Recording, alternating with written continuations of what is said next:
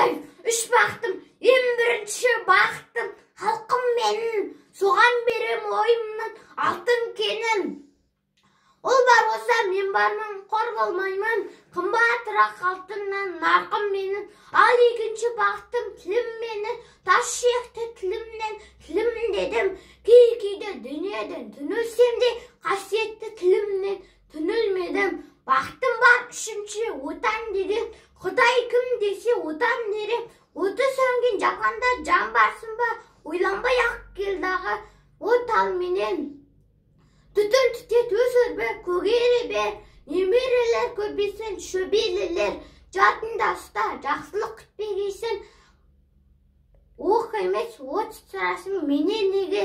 Үш бірдей бақтым, бар алақанда, мені мұндай бақтым, жаратар ма? Үш күн нұрың төгеді аспанымнан, атырау алтай арқа